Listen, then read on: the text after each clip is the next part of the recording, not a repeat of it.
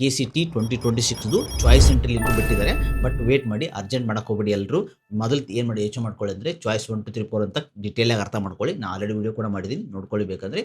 ಆಮೇಲೆ ಕರೆಕ್ಟಾಗಿ ನೀವು ನಿಮ್ದೇನು ಆಪ್ಷನ್ ಎಂಟ್ರಿ ಮಾಡಿರ್ತಿರಲ್ಲ ಅದ್ರ PDF ನೋಡ್ಕೊಳ್ಳಿ. ಆ PDFದಲ್ಲಿ ನಿಮಗೆ ಈಗ ಫಾರ್ ಎಕ್ಸಾಂಪಲ್ ಚಾಯ್ಸ್ 2 ತೊಗೊಂಡ್ರೆ ಅದ್ರ ಮೇಲೆ ಸಿಗೋದು ಯಾವ್ದ್ಯಾವುದು ನನ್ನ ರೇಂಜ್ಗಿದೆ, ನನಗೆ ಇದು ಸಿಗೋ ಚಾನ್ಸಸ್ ಸ್ವಲ್ಪ ಪುಷ್ ಆದರೆ ನಂಗೆ ಸಿಗೋ ಚಾನ್ಸ್ ಇದೆ ಅಂತ ಸ್ವಲ್ಪ ನೋಡ್ಕೊಳ್ಳಿ ಮೇಲೆ ಕಾಲೇಜಲ್ಲಿ.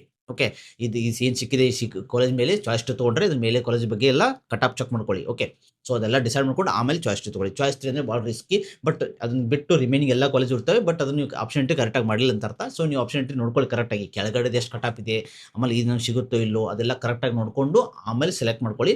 ಚಾಯ್ಸ್ 1 ಅಂದರೆ ಅದೇ ಕಾಲೇಜ್ ಬೇಕು, ನೀವು ಡೈರೆಕ್ಟಾಗಿ ಅಡ್ಮಿಷನ್ ಆರ್ಡರ್ ಮಾಡ್ಕೊಂಡು ಡೌನ್ ಮಾಡಿಕೊಂಡು ಪೇಮೆಂಟ್ ಮಾಡಿಕೊಂಡು ಅಡ್ಮಿಷನ್ ಡೌನ್ ಮಾಡ್ಕೊಂಡು ಕಾಲೇಜಿಗೆ ಹೋಗಬೇಕಾಗುತ್ತೆ. ಸೊ ಇದು ಆಪ್ಷನು.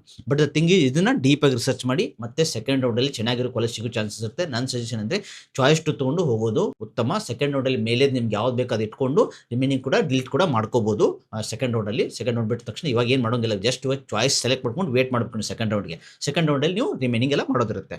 ಅದಕ್ಕೋಸ್ಕರ ಎಂಟ್ರಿ ಲಿಂಕ್ ಬೇಕಂದ್ರೆ ಕಮೆಂಟ್ ಚಾಯ್ಸ್ ಎಂಟ್ರಿ ಅಂತ ಮಾಡಿ ನಿಮ್ಗೆ ಕಳಿಸ್ತೀನಿ. ಆ ಲಿಂಕು ನಿಮ್ಗೆ ಡೈರೆಕ್ಟ್ DM ಮತ್ತು ಫಾಲೋ ಮಾಡಿರ್ಬೇಕು ಕಂಪಲ್ಸರಿ, ನೀವು ಆಟೋಮೆಟಿಕ್ ಬರುತ್ತೆ ಅದು. Okay friends.